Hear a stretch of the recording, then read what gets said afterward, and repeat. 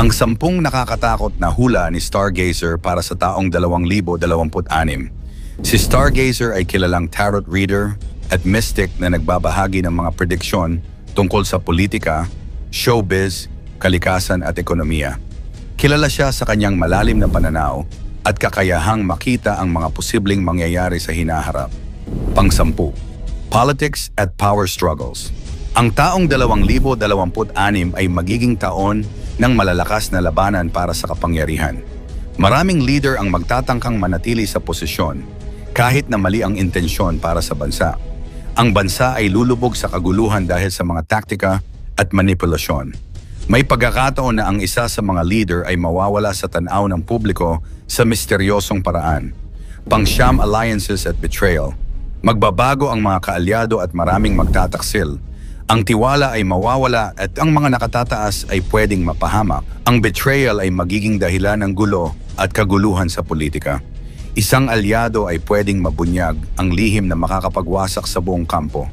Pang-8, rebellion at insurgency. Lalakas ang aktibidad ng rebel groups and insurrectors. Ang ilang lugar ay makakaranas ng kaguluhan at maraming mamamayan ang maaapektuhan. Ang instability ay maaaring humantong sa mas matinding karahasan. May mabibiglang pag-atake na magpapakilos sa takot sa buong bansa. Pang-7, abuses at underground movements. Magiging lantad ang abusadong leader at underground movements ay susubukang baguhin ang pamahalaan. Maraming tao ang maloloko o maliligaw ng impormasyon. Ang mga maling aksyon ay babalik sa mga gumawa nito. Isang lihim na operasyon ay pwedeng magdulot ng matinding kaguluhan sa lungsod. Pang-6, isang business tycoon ay magkakaroon ng seryosong sakit habang isang nepo child ay magiging controversial. Sa showbiz, actors at singers ay magkakaroon ng health issues at skandalo. Ang isang male personality ay pwedeng masayang at mapahiya sa kanyang ambisyon. Ang ilan sa mga sikat ay pwedeng biglang mawala o makulong sa malaking iskandalo. Pang-5, natural disasters at environment. Ang Mount Bulusan ay may aktibidad, may sunog at aksidente sa iba't ibang lugar. Flooding, itim na tubig, at exodus ng ibon ay magdudulot ng panic. Ang mga kaganapan ay magwawasak sa ilang komunidad. Isang biglaang kalamidad ang pwedeng pumatay o magdulot ng mass panic sa maraming lugar. Pang-4, international conflicts. Patuloy ang Arabic conflicts at aktibo ang Kurdish rebels. Magkakaroon ng bombing sa airport at market, pati na rin malakas na lindol sa Japan. Ang global unrest ay lalong magpapahirap sa mundo.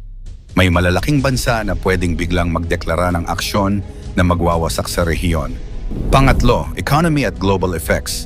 Maraming negosyo, kabilang ang malalaking department store, ang magsasara.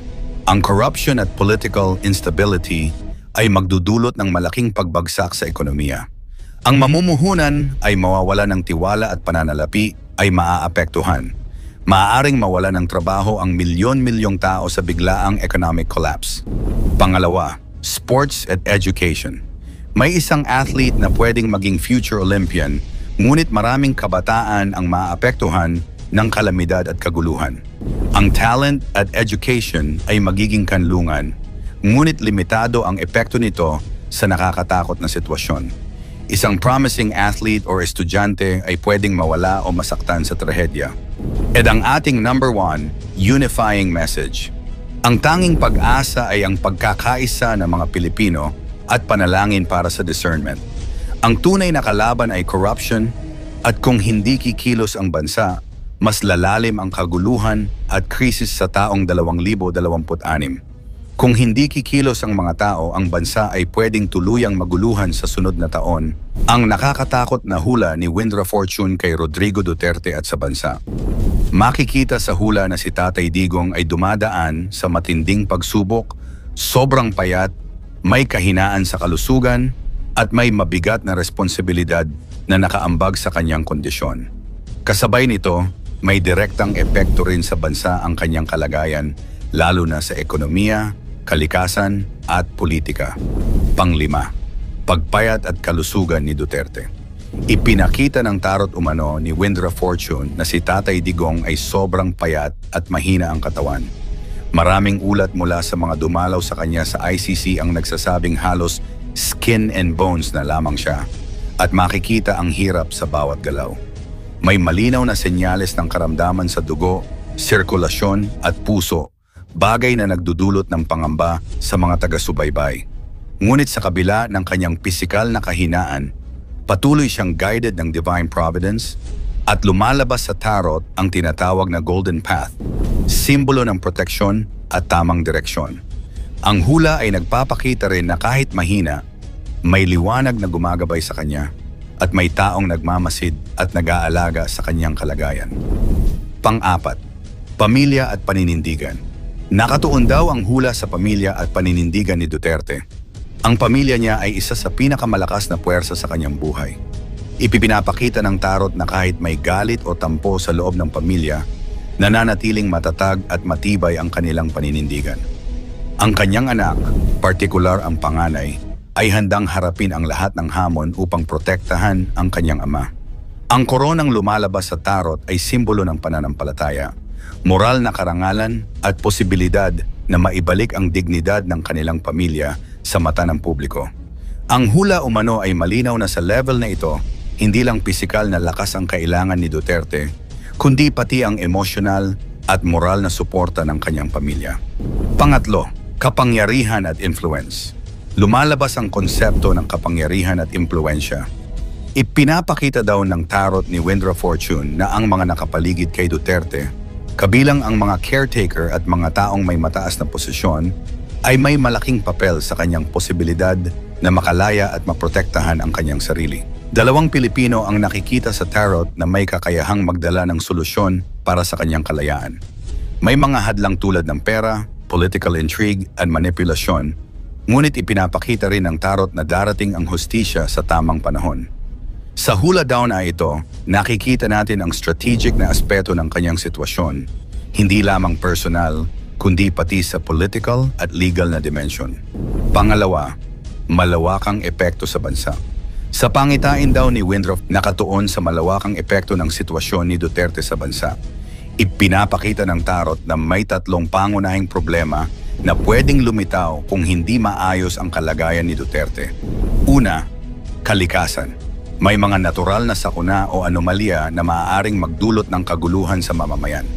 Pangalawa, ekonomiya. Babagsak ang ekonomiya, mawawala ang tiwala ng mga investors, at pwedeng magdulot ng krisis sa bansa. Pangatlo, pamahalaan at politika. Maraming gulo, protesta at kawalan ng respeto sa gobyerno kung hindi maayos ang sitwasyon. Ang nagpapakita na ang pisikal at legal na kalagayan ni Duterte ay may direktang epekto sa bansa. Hindi lamang siya ang nakasalalay sa sitwasyon, ang bawat aksyon o pangyayari sa kanyang paligid ay may domino effect sa ekonomiya, politika at kalikasan. Ito ay malinaw na paalala na ang kalusugan at kalagayan ng isang leader ay hindi lang personal na usapin, kundi may pambansang epekto. At ang ating number 1, legacy at kapalaran. Nakatuon umano ang hula umano sa legacy at kapalaran ni Duterte at ng kanyang lahi. Ang tarot daw ay nagpapakita ng salitang tila nagpapaalam na ang pangunahing alalahanin ni Duterte ay ang inang bayan, hindi ang sarili. May simbolo ng liwanag at daan patungo sa araw, ibig sabihin, ang kanyang lahi o pamilya ay maaaring magbigay ng positibong kontribusyon sa bansa, kahit hindi na siya ang makakabalik bilang leader. Ipinapakita rin na anumang galit o pinsalang naranasan niya ay may posibilidad na balikan ang mga kumalaban sa kanya, ayon sa batas ng karma o cosmic justice. Ang hula ni Wind of Fortune ay paalala daw umano na kahit may takot at pangamba, may nananatiling pag-asa at proteksyon sa kabila ng lahat. Kaya't sa kabila ng takot, pangamba at uncertainty, may pananatiling pag-asa. Nangyari man o hindi ang mga hula, sa Diyos tayo dapat magtiwala, hindi sa mga manghuhula. Ikaw, alin sa predicsyong ito ang pinaka nakakatakot o siguradong magaganap? I-komento mo sa ibaba.